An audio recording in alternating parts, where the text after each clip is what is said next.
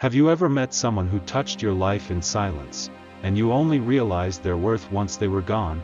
Some people don't shine through loud voices or bold actions, some shine quietly, through patience, sacrifice, and gentle love that we only recognize when it's too late. This is the story of such a person, that a boy whose voice was soft, but whose absence shook an entire town, that I in the peaceful valley of Brindlewood, where the mornings looked like watercolor skies and evenings smelled of warm bread from the bakery, lived a quiet 15-year-old boy named Noah Reed. He wasn't popular, he wasn't athletic, he wasn't the kid anyone celebrated, he was the child people walked past without noticing. Students called him Quiet Reed, Shadow Boy, Background Kid. But Noah simply smiled, a small, gentle smile that reached his eyes. Even if no one looked long enough to see it. At home, he lived with his father, a tired mechanic who rarely spoke. Noah's mother had passed when he was 8, leaving him with a silver locket and a final whisper, "Take care of your father. He forgets his own heart sometimes." Noah tried, quietly, softly, silently, but sometimes, keeping a promise means losing yourself. Every morning, before dawn painted the sky, Noah woke up to make breakfast for his father. A plate on the table. A soft, "Dad, breakfast is ready."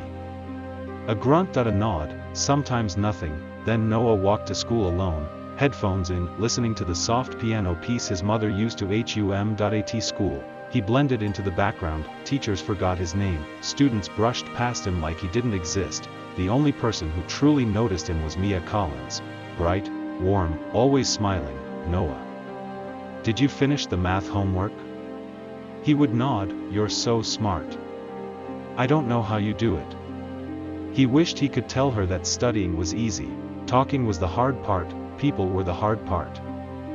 Behind the school was an abandoned garden, rusty gate, broken pots, overgrown vines. Most students avoided it, but Noah stepped inside and found peace, a world as quiet as him. Every break, he watered the plants, cleaned the soil, pulled weeds, and slowly, flowers bloomed again, lilies, lavender, tiny wild roses, life returning because of a boy no one noticed. Plants grew with patience, something Noah wished people showed him. But gentle souls rarely go unnoticed by cruelty. Connor Tate, the school bully, saw Noah's quietness and treated it like entertainment. "Hey, Shadow Boy. Speak louder, I can't hear ghosts." A shove. A laugh, another shove. Noah never fought back, and when Mia saw the bruises, her voice trembled. "Noah, who's doing this to you?" He whispered, "I'm fine." But he wasn't. Home wasn't much better. One night, Noah finally tried to speak. "Dad, can we talk?" His father exhaled sharply. "Not now, Noah. I'm tired. It's important."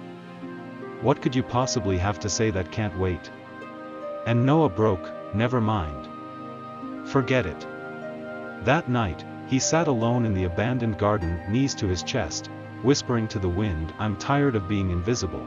When the school announced a talent show, Mia was thrilled. "Noah, you should join. You play the piano beautifully." "I'm not good enough," he whispered. "You're amazing. You just hide it."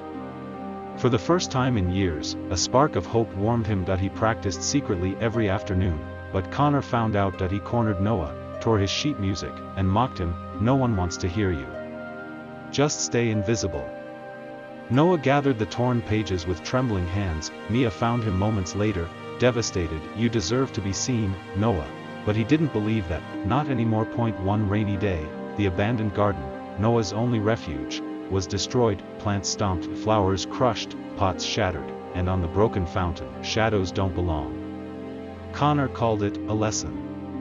When Noah saw the destruction, his breath stopped, his chest tightened painfully. Everything he cared for, ruined. He fell to the ground, sobbing quietly. No one heard him. No one ever did. That evening, Noah didn't come home. His father didn't notice until the food grew cold. Then panic began. Streets, alleys, rain pouring endlessly. Finally, his father reached the abandoned garden. Noah's backpack lay there, his torn sheet music, and his mother's silver locket. But Noah was gone. By dawn, they found his shoes near the swollen river, footprints leading toward the water. and none returning. His body was never found, only silence remained. Brindlewood was never the same. Connor was suspended that he couldn't look in the mirror, that he cried for days. I didn't mean for this to happen. Mia visited the river every morning and placed lilies on the water. Noah, I'm sorry I couldn't protect you. The town rebuilt the abandoned garden and named it the Garden of Quiet Souls, a place honoring every unseen, unheard child. But the one who changed the most was Noah's father. He carried Noah's locket every day. He quit his job. He began helping quiet students at the school, listening to them, protecting them, seeing them point. One afternoon, he stood in the new garden, whispering, "Son, I'm sorry that I didn't see your pain. I'm sorry I noticed too late." A single lily swayed gently, even though the air was perfectly still. Some called it coincidence, but Mia whispered, "Noah is still here, not in body, but in the kindness he longed for." Be kind. Be gentle. Be aware. Some people whisper their pain, some hide it behind quiet smiles, and some disappear before we ever hear them.